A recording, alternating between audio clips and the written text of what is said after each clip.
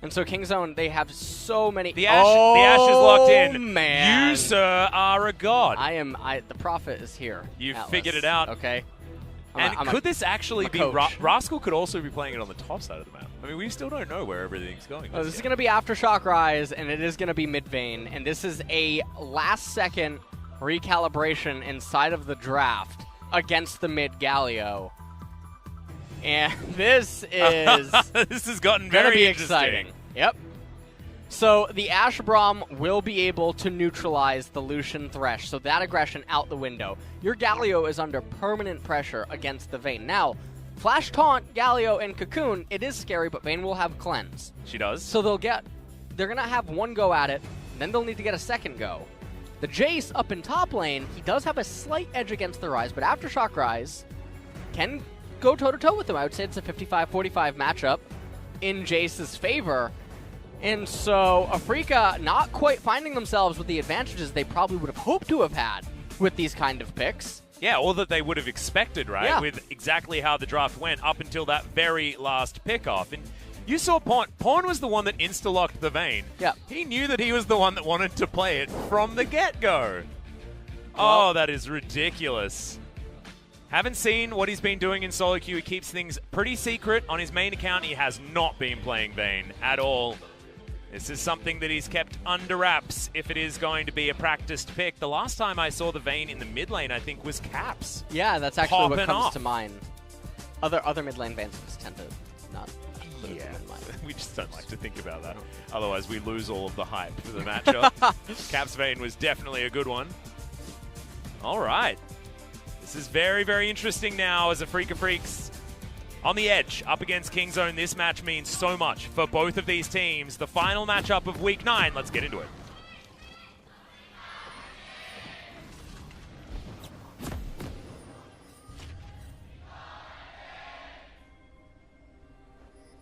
And here we are already. All of our teams are grouped up. Got a bit of a Thunderdome here on the top side. That is a very high-value Ghost Poro. Spotting out the Afreeca Freecs as the back is going to come in from the Lucian. And Kingzone moving as 5. Flag on cooldown now for Cuzz as all 5 of the Kingzone members are moving towards the Afreeca Freecs. Remember, Kingzone, they do have the Braum. And they have the Ashe with the Frost Shot available. Meaning that if they did find them level 1, it was going to be very difficult for the Afreeca Freecs to get out without having to use their flashes. So I like the fact that they grouped early.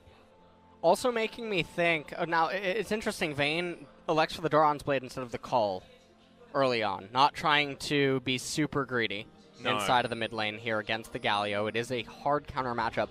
But interestingly, Sun has elected for the Doran's Ring on the Galio, which is making me think that him and Dread do want to try to go aggressive early on at some point. Or there's a lane swap. But instead, they're going to one-up them.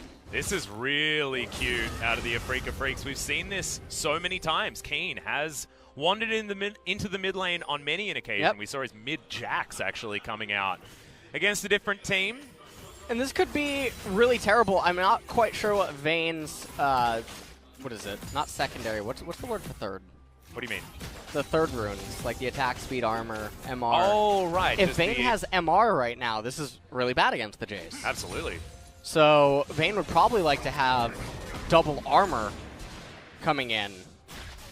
But if she doesn't have it, then probably look to see a Rise in Vayne swap. But the issue is that they're always probably going to be behind on tempo if they're looking to do that. So interesting choice here by Afreeca, and it's definitely a way to neutralize this Vayne pick. Yep, and the team that swaps first is generally the one that is going to have that tempo advantage, like you're talking about. So this is very good for the Afreeca Freecs. Level 3 just hit from Keen. You can see at the moment Pawn is okay, but the fact that Jace has such a push advantage and so much bully potential here in this lane is just terrifying. These empowered shock blasts are going to add up against Pawn's Vayne here in the mid lane. I do like the gank synergy of Jarvan once he hits level 6 and the Vayne, though. You get condemn stuns almost guaranteed with the Cataclysm. Autoing Pawn right now. Oh, missed the shock really blast. Nice so dodge. his auto attacks a little bit neutralized as Vayne's minions were reciprocating some damage due to the auto attacks onto Pawn. Yep, you saw Dread actually enter the jungle of Cuzz. But nothing doing there as Pawn, with his tumble, should be able to clean up the majority of these minions, but actually misses a couple based on some pretty lackluster RNG. Jelly manages to lock down that cannon creep. Very nicely done. Afreeca Freecs bottom lane, but you can see Deft and TusiN are very comfortable. This is what Kingzone managed to get out of that Vayne switch over to the mid lane. It was getting the Ashe lane into the Lucian that is very comfortable and able to keep the Afreeca Freecs underneath the turret, despite the fact that Afreeca Freecs thought that they were going to have a pretty easy time here towards the bottom side. Yeah. And so now, Afreeca, they have a little bit of a CS advantage in mid lane. Oh, this is so aggravating, though, as a jungler. Is the Ashe hawk shots, they just come out and it's like playing with map hacks in competitive. Precisely, and if you're exactly good at it, I think that Prey was the best at it. Rip Prey, hopefully you come back for summer. But he was the best at it. Sang-yoon has been fantastic as well on his Ashe. That's why it gets a lot of bans against Hanwha Life. And Deft would certainly be up there. As far as Ashe play. Dread going for a very big coin flip right here. Yeah, might work out. Going to land. Yeah, the cocoon comes through, and that's first blood. All too easy. Over to aiming. And the reason that I was saying that it was a little bit of a coin flip right there is the hawk shot just came out, spotted, no camps available left-hand side, and then Cuzz was inside of Dread's jungle. It's not hard to deduce, well, where can the Elise actually be? Well, that's going to be a bit of a whoopsie. TusiN did have the unsealed spellbook, but he's not going to change the teleport or anything like that to get back to lane. I think a little bit too early, unfortunately. For the Braum, we're going to check this out one more time. Cuzz, like you say, was lurking, spotted Dread as he was moving in. What? So this is just How do you die to this? It's a big whoopsie. Well, TusiN did have stand behind me, but max range hook. I have nothing to say. That's a rare mistake. I really don't know what to. That's. I can understand if you're posturing, trying to maybe stand at the exact max range of the hook, but he was closer than that. Yeah. Which is what's so bizarre. And also, I mean, Dread even getting spotted by the Scryer and still committing to it. Alice, you don't need to take over for a moment. Yeah, I'm going to need a minute. There were a few whoopsies that happened as Rascal has switched back to the mid lane. Sun's going to move on over. He's looking to try and claim this one. 10CS is that margin between the mid laners. Top side of the map as well. Sun's having a great time. The Afreeca Freecs, their cheeky little lane shenanigans are working, and it's definitely triggering our observers right now. The observers are actually so on point with this, though, swapping it around for us. They've had experience in our metas gone by, where we were witnessing, Faker's Darius switching between multiple different lanes as aiming goes aggressive onto Deft. TusiN comes on down. The heal's going to be used. The flash comes out. Cocoon lands, but Unbreakable is up for the Braum. Cuzz waiting for cooldowns. The volley comes through. Dread can't get onto Deft in the backline and can't do enough damage. There to TusiN, but it is still advantage over to the Afreeca Freecs. This is a really surprising turn of events here. This early on, the Galio had the ultimate available as well. Oh, no. So, oh, man. Okay, don't worry about it. They know that Cuzz is there, too, so what? Well, TusiN gets his health back, teleports back in. Cuzz is down. That's the flash into the taunt. The Winds of War are enough as Sun takes down that kill, but can they complete the dive? TusiN's going to go down also. Jelly in trouble. The turret's going to kill him. No! He gets a level up. It's a double kill now for the Lucian, and he doesn't even die to the turret. Turret plate's going down. The Afreeca Freecs have full control of Game 1 against Kingzone. And they're going to get so many turret plates down here now. 7.5 minutes. Keen crashes the wave up in top, moves into mid lane. Pawn can't even crash the wave and look to get any plates here. Afreeca with almost a 3,000 gold lead at 8 minutes. This is insane. I mean, this is nightmare fuel, Atlas, is what's going on here. Deft just gets completely annihilated. And the way that they're juggling the turret aggro, hook misses there. They end up having to commit a heal. Yeah, that was the heal aiming. that kept Jelly alive. I thought it might have been a level up, but no. Got a little bit overexcited. I like leveling in order to survive dives. Turns out Keen's pretty good at CS. Yes. He's all right. He's gigantic. We're going to give the blue to him. Normally meant for Galio, but... No. Galio is a leash tool to help Keen. That's exactly what the majority of Afreeca Freecs players are, to be honest. It's try to get Keen to a point where he can carry us. Hasn't got any of the kills just yet. It is 3-0-0 for the Lucian, though, already a 650 gold bounty, and Blade of the Ruined King done. Yeah, this is a really, really rough spot for Kingzone to be in, especially because some of their lanes were intended to get ahead, and it's not like they don't have scaling components available on their team. They do, but to be this far behind at 9 minutes in the game is not what you're expecting. Lucian has a Blade of the Ruined King, Atlas. I know, it's dumb. This early in the game. He also has a level advantage. Turns out the culling... Yeah, Unbreakable pretty good at dealing with it, but TusiN, you can see, is still having a rough time. More turret plates go down. In goes Dread. Hook is not going to land. As Deft has the Frost Shot available, he is going to be able to clear out this minion wave. Cuzz was coming down, but he's playing damage control Jarvan. That is not what you want to be doing. Dread spotted one more time. Deft is going to be able to clear this control ward. Sun is underneath his turret, so at least Kingzone have some control topside, but I don't know how you salvage this. If Kingzone can actually come back in this game, it's going to be one hell of a heroic effort. Yep. Rascal is... I really don't know what he's doing there. Tanking the turret. The Y, more difficult. Okay, Ocean Drake going to go down. It's standing underneath the turret. You've never done that before? Arrow lands on the bottom side. Cuzz flashes in, gets the knock-up, aiming, goes down very low, and the bounty gold goes over to the Ashe. Teleport to come in. Deft still doing a lot of damage as they just turn it onto Cuzz. That was a big old whoopsie for the Jarvan, but he had no way of getting out. Already used the flash earlier on. It's a 1-for-1, but it's a lot of bounty gold over to the Ashe. Yeah, and Deft is probably the one champion you do want to have TusiN getting all of that. Dead. They saw Dread. They knew he was there. Is this actually Evelyn? I think maybe Elise is Evelyn this game. I'm so sorry to the viewers. I really don't know what is happening. This is like the stuff that people rage quit games in solo queue over. You know, people walking over wards and stuff and still dying. Oh, sorry. I don't know what to say right now, Atlas. A turret goes down. That's 5 plates in bottom lane. And meanwhile, we look at mid lane and top lane, and what has Pawn and Rascal been able to achieve? They haven't even got, I mean, they got 1 plate. Approximately zip, I think. Enchanted Crystal Arrow comes out onto aiming. Yes, all of that shutdown gold going over to Deft. Double teleport coming in, but Pawn did manage to cancel Keen's teleport with the Condemn. Yep. And then shortly after this, I wonder if they show it, Enchanted Crystal Arrow, or Hawkshot, saw Dread, and then still. Do you know how we deal with it? Yeah, tell me about it. We move on. Okay. we just ignore it. Move on. We just try and move on. Okay. That's how we tackle this particular issue.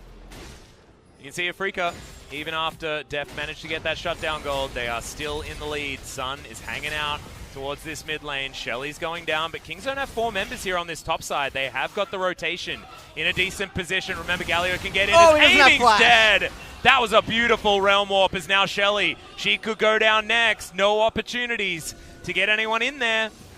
Shelly gets reset by the Afreeca Freecs, but I have a feeling that Kingzone are going to be able to get this one done because aiming doesn't have teleport and isn't out of the death chamber for the next little while. Cuzz actually manages to pick up that empowered shock blast. Afreeca are still keen on trying to make this one happen.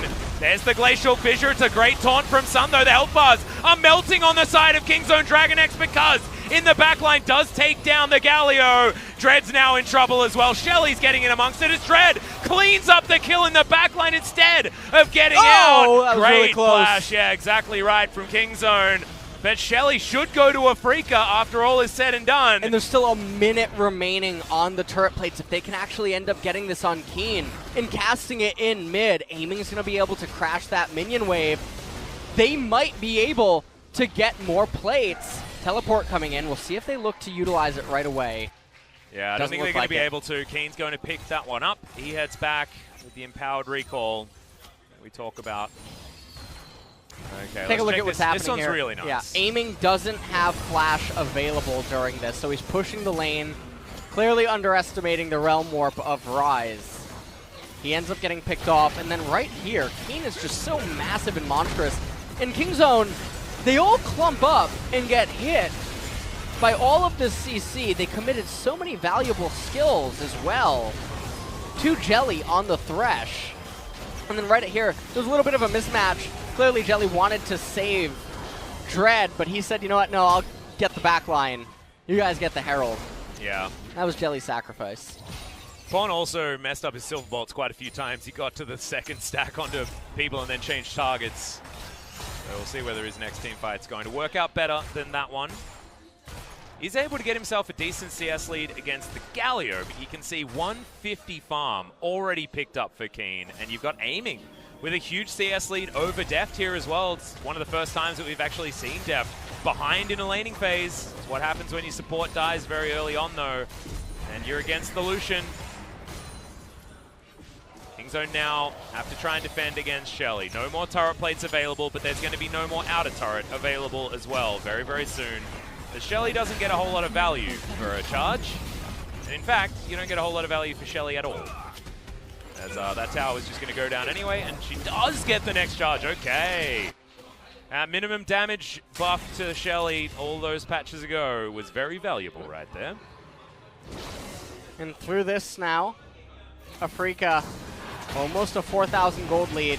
Dread looking to pick up the Cloud Drake. Yep, lots of amazing vision here available for Afreeca as well. You can see that control ward helping Keen out here on the top side. It's lining the river. Moving down towards Kingzone's base. I think Cuzz can go for any sorts of dives, and you can see with the double Serrated Dirk pickups already, Ginsu's Rage Blade, Youmuu's Ghost Blade already completed for Keen. Afreeca Freecs in all sorts of control right now. 3.5k, the gold lead. It's not all over yet. Kingzone do have ways to get themselves picks in this mid-game because they do have an arrow, they've got a Realm Warp to follow up. They do have tools, but this isn't necessarily a composition that's screaming to you late-game front-to-back team fighting or anything like that. It's still a weird and wonderful comp.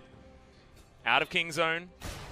And Afreeca, they've got lots of tools to get fights going exactly the way they want. They have the Galio, they have the Thresh to start fights as well as Dread's Elise with the non-committal CC, and they have this man on the top side of the map. That's the scary one here in my mind. Well, they pick themselves up the Cloud Drake. A second one will be spawning in this game, and they are doing a pretty okay job at recovering in the CS department across the board. Yeah, you can see the Ashe is actually coming back. 30 CS is the lead that Keen has, but he's at 170 at 16.5 minutes. He's having a great time. He almost has the Duskblade of Drakthar now completed. Magical Boots also on the side for Jace. Yep. And one of the interesting things to me, though, is that you look at the boot choices across the board for Kingzone, and only Deft has Ninja Tabbies. Yeah. So all the other members really going to take a lot of damage from Jace and the Lucian. And if Lucian ends up shredding some of the armor with that Black Cleaver for Keen, he'll end up dealing true damage. Aiming. Okay, they're going to miss the Winter's Bite. Now aiming's going to go aggressive. Thankfully, the Unbreakable is a thing, so TusiN's not going to die. Dread clearing out vision. As Pawn has to get underneath his outer turret on the top side of the map. Rascal's having a good time here on the bottom side of the map, and he does have 3 assists on the rise, so he is going to be a force to be reckoned with. Archangel Staff already completed. He is building magic resist, though, so if we switch the lanes around and then the rise is once again against the Jace, this isn't the Righteous Glory giving you that bit of extra armor. And survivability is going to be something else. Looks like Banshee's Veil might be coming in here. Something of that ilk for Rascal. Aiming. Just getting pulled back into the middle lane as another turret is raised. 4,000 gold lead exactly here for Afreeca.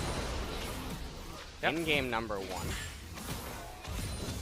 But the question does still remain is, can they close it? As another Cloud Drake is really nice, but when the enemy is already intent on sitting at their tier 2 turrets and farming up for the rest of the game, it's not going to provide that much value. It does feel very nice. Yeah. And without the Mountain to accelerate a 20-minute Baron of some sorts, yes, you do have a good Baron taking comp, but it can be a little bit risky. And you gotta wonder, what does Afreeca do if this game goes to 30, 33 minutes, and it's still only a 4,000, 5,000 gold lead? That's gonna begin to favor Kingzone.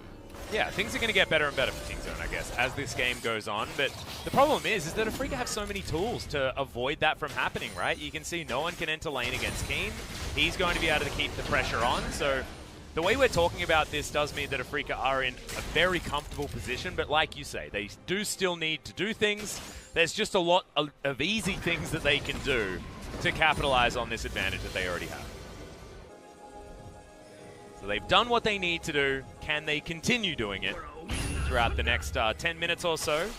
That's what we're yet to find out. See Pawns building towards Ginsu's Rageblade. TusiN, that was a pretty good twitch on the Unbreakable. Keeps him alive from the Empowered Shock Blast. Aiming's very comfortable. He's hit his 2 items. We're close to getting the Runan's Hurricane from Deft, but not quite there yet. Dragon coming up now in 43 seconds as they look to maybe make a play here against Rascal. Or just perhaps rotate. Oh, TusiN. Yeah, it does have the cleanse. Wow, look at how quick they are, though. Yeah. They want to pull the trigger on any play. Heroic Entrance now on cooldown could actually be the respite the Kingzone need, though, at this stage of the game. Empowered Shock Blast lands onto Deft. Exactly the opportune target. That's the ultimate use from TusiN to get the knock-up onto the Galio, but it looks like the pressure is still going to be there on this inner turret. Hook goes wide, but they've got so many more of them that they can throw out. Born on the bottom side of the map. He's going to be able to get some decent damage here on this turret. As you can see, it's the Jace moving on over. And can Keen actually get onto her?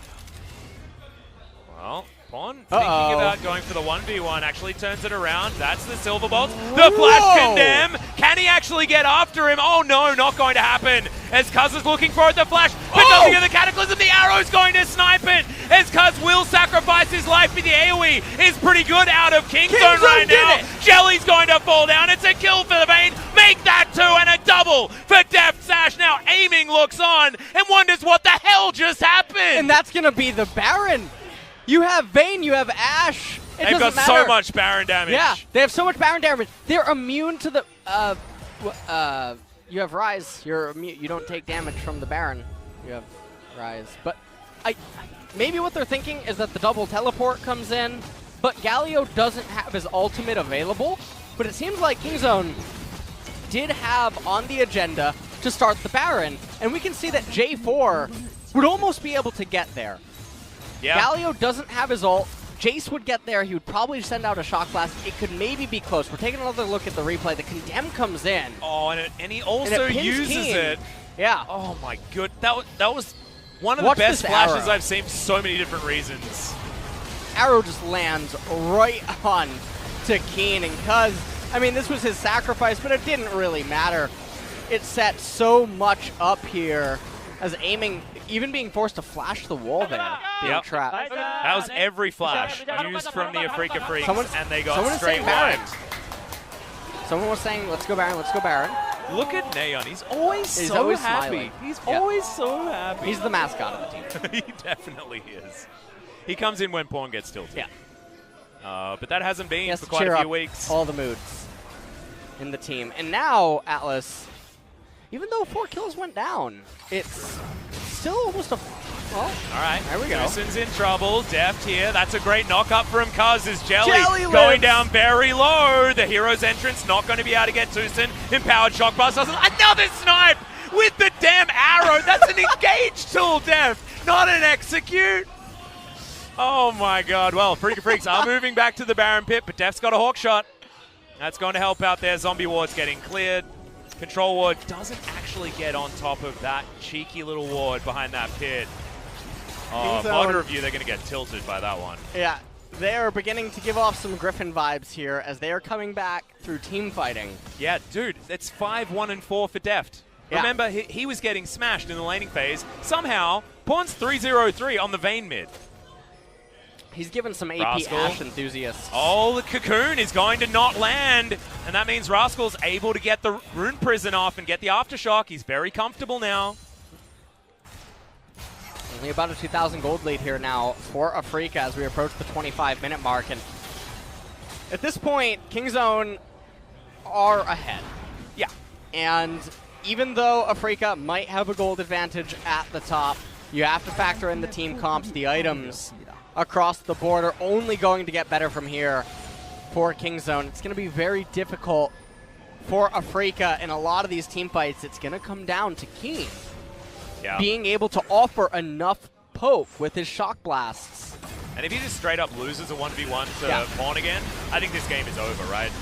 That ultimate out of TusiN was absolutely fantastic. Into the stopwatch there as well, redeeming himself from his early misplays. As what? Deft? Boom. It's so funny.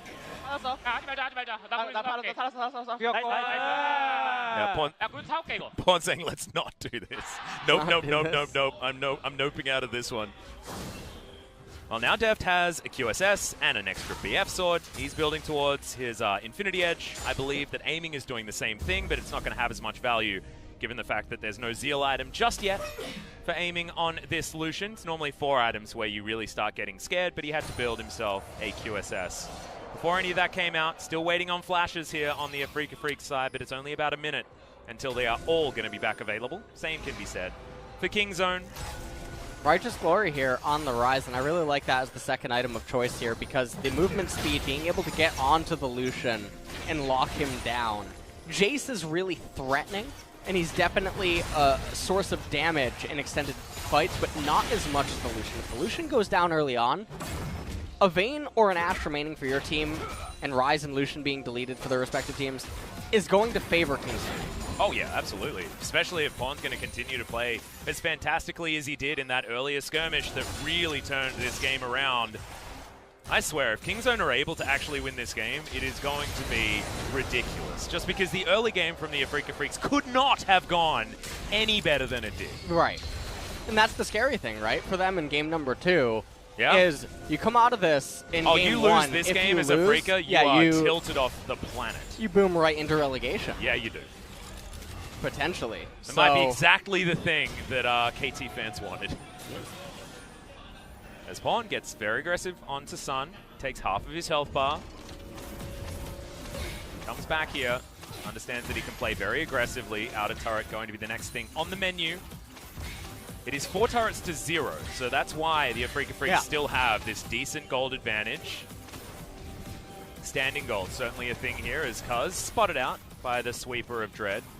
Everyone's just sort of protecting Pawn here. You could almost say that he is the Pawn in this play. He is. Arrow's going to come through. That's a great repel twitched out there from Dread. Takes the Lant Ride to get out. It's a big cooldown now. Unavailable for Kingzone. No more executes with the ultimate from the Ashe. Okay, you have to be a little bit careful there, Deft, but does pull himself back. Hawk shot spots the fact that there's no one over that wall, and they do manage to clear out that vision. Rascal here, he's still down 30 CS, but I have a feeling that the Rise is going to feel more and more comfortable into Keen, who's only got a little bit of Mercury Tread magic resist. So now Afreeca, they're posturing. Oh man, I think they want to flip a coin. This is really hard. Where's the Hawk shot? Where is the Hawk shot? Well, they already know that this is going on. The blue trinkets coming in.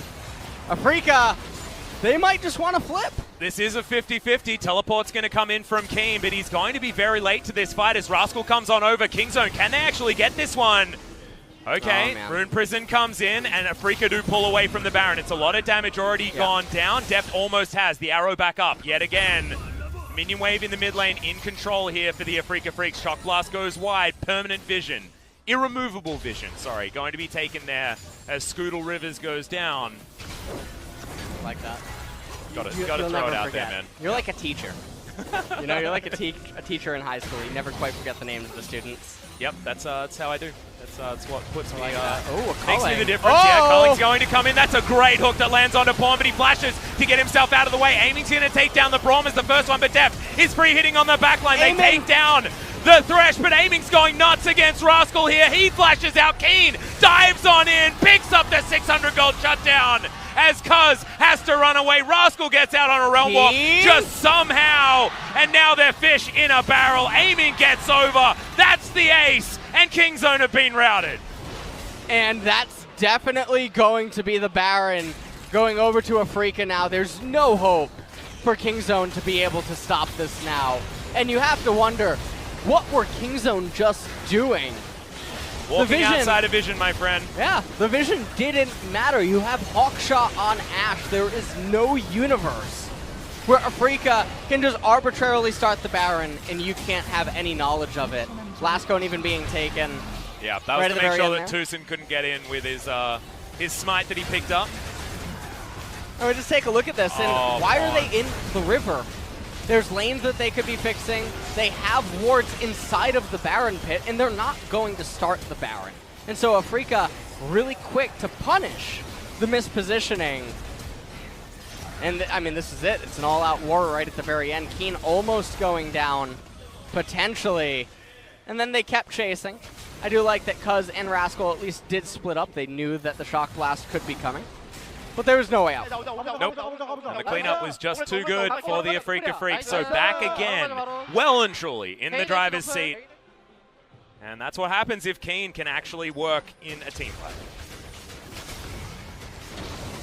Now Afreeca with a 7,000 gold lead, almost. Yep, this is gigantic now, and Infinity Edge is now completed for aiming, and he does have a Zeal on top of it. So about 50% crit online for the Lucian, and he needs to be removed immediately if Kingzone is going to stand any sort of chance in these team fights. And right now it's just feeling like there's becoming too many threats on the side of the Afreeca Freecs. TusiN very quick on the cleanse as it transitions back into the heal, but it looks like the Baroned up minions are going to help take down this inner turret very comfortably, and Kingzone aren't going to waste their lives on that one. 8,000 gold is the lead, and the lead is only going to extend. 2,000 Baron power play thus far, and we've still got 2 minutes to go. And the one thing that is going on right here, diving forward, the culling, he's fishing for it, but he's unable to get the kill. The Braum is now out of this fight.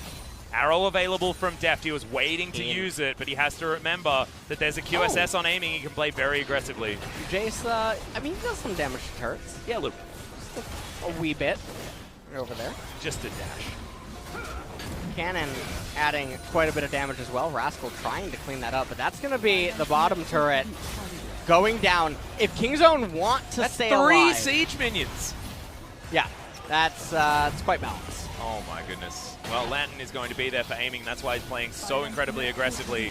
That balance that you were talking about is finally going to get taken out. All 3 of those siege minions are dead, but so is the inhibitor turret in the mid lane. And Kingzone, I just don't know whether they've got any more tools remaining here in this game.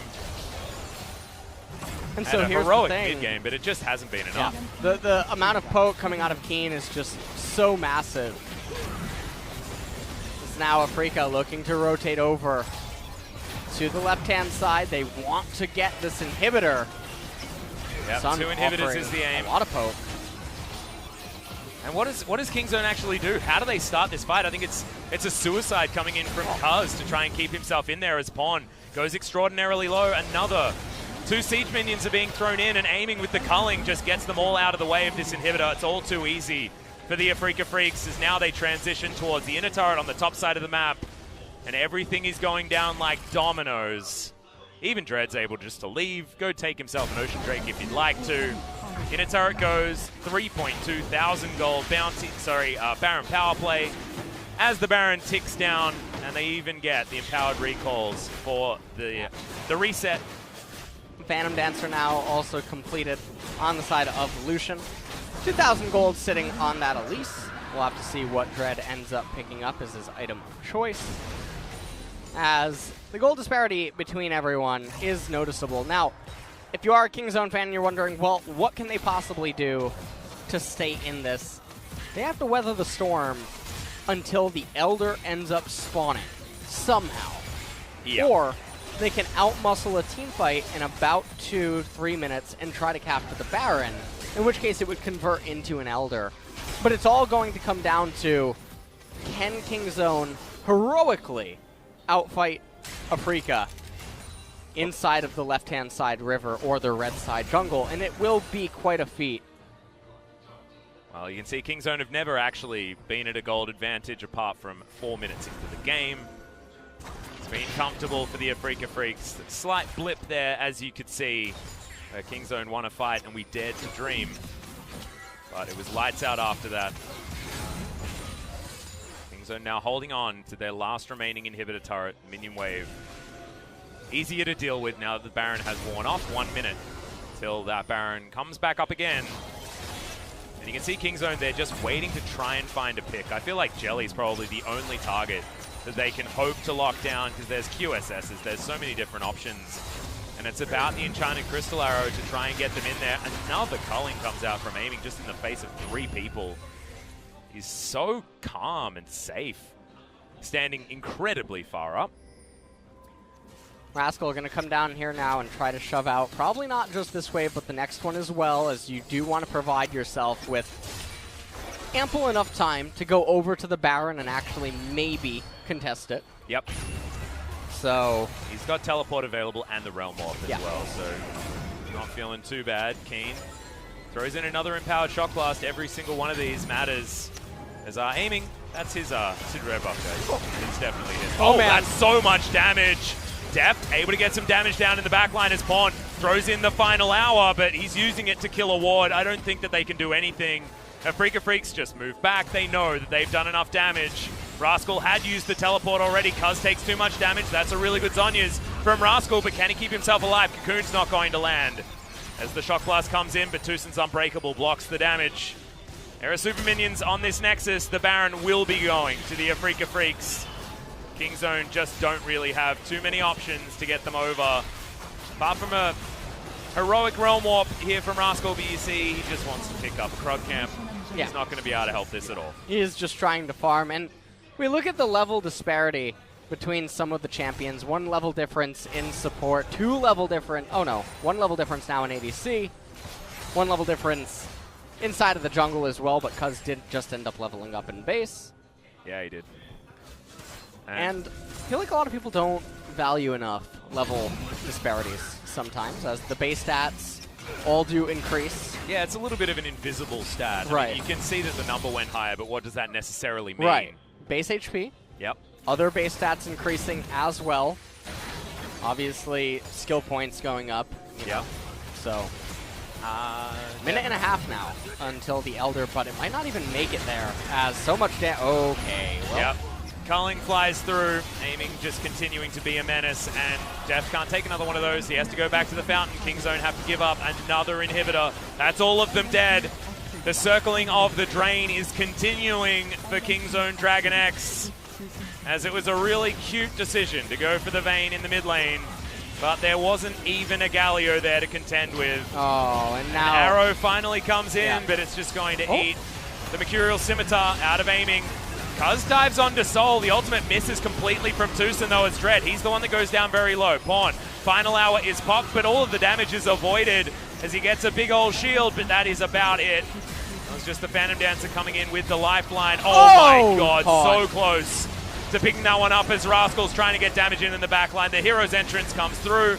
They run out of minions, and Kingzone are left alive for a little bit longer as the Baroned up minions are going to retake these inhibitors.